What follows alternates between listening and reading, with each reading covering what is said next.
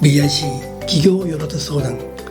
今回は従業員褒めて育ちますか？そんな質問をいただいています。起業すれば従業員を雇用するようになります。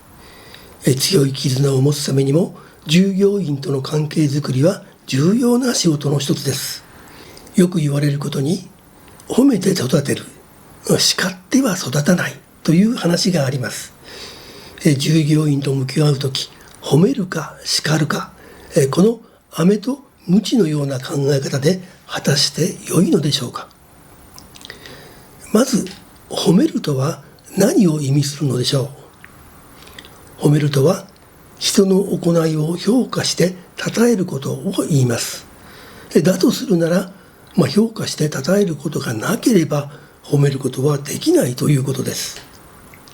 それに対して叱るとは部下の行動の問題点を指摘し改善を求めることを言います。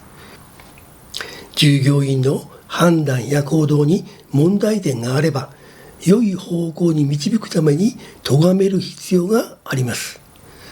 評価することがあれば褒めて問題点は叱る、ごく当然のことだと言えるでしょう。しかしこれが企業の中ではたびたび問題になります。トップに立つ人の従業員に対する接し方の問題なのではないでしょうか。褒める方が良い、叱ることは良くないと、短絡的な問題として捉えるのは良くないかもしれません。そこでトップに立つ人の従業員への接し方を考えることにしましょう。あるプロジェクトを例にしてみます。プロジェクトの始まる前、プロジェクトが進行している最中、そしてプロジェクトの終了後を考えてみましょう。まずプロジェクトが始まる前です。まだ褒めることも叱ることもないですね。しかしリーダーとして行うべきは、今から始まるプロジェクトに対しての心構えや注意すべきことを伝えるということでしょう。これは戒めと励ましと言えます。励ましはプロジェクトが始まっても続きます。プロジェクトが始まるとメンバーへのねぎらいが大切になります。ねぎらいとはメンバーの骨折りに対して感謝の気持ちを表すことです。機会があることにねぎらいの言葉をかけましょう。プロジェクトで失敗が発生すれば都度そのことをしっかり指導しなくてはなりません。プロジェクトを責任を持って遂行するには過ちはすぐに正さなくてはなりません。この時リーダーはねぎらいながら叱る、すなわち感謝の気持ちを持って叱ることになります。ですから決して感情的な怒りや憤りになることはないですね。ではここでねぎらいながら叱るというのはどのような行動になるかを考えてみましょう。本人は自分の誤った判断や行動に気がついていない場合もあります。あなたの叱る行動は過ちを指摘し、それに対する意見を言い、改善策を示し、同意を求めることです。失敗を責めたり、能力を問題にするようなハラスメントにならないように注意しましょう。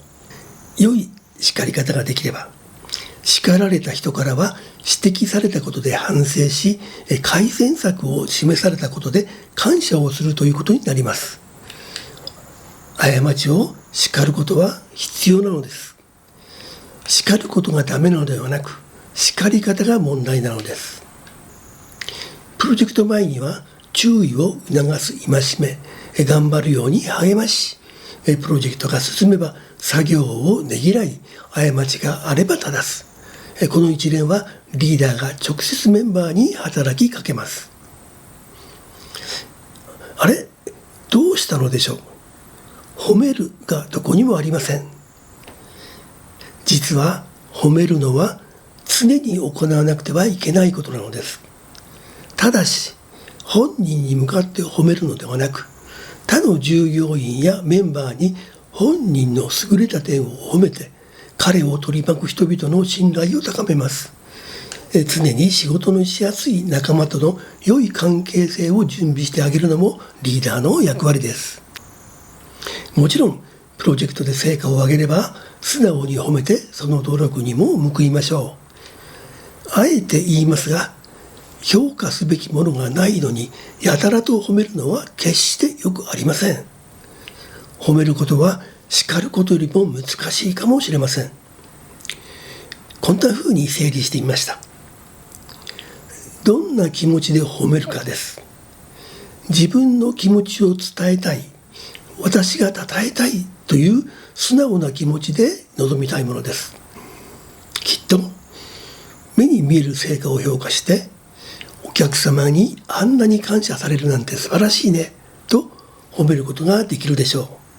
それと同時に見えない内面も日頃からお客様中心に考える習慣ができているんだろうねなどと褒めることができると良いでしょうね。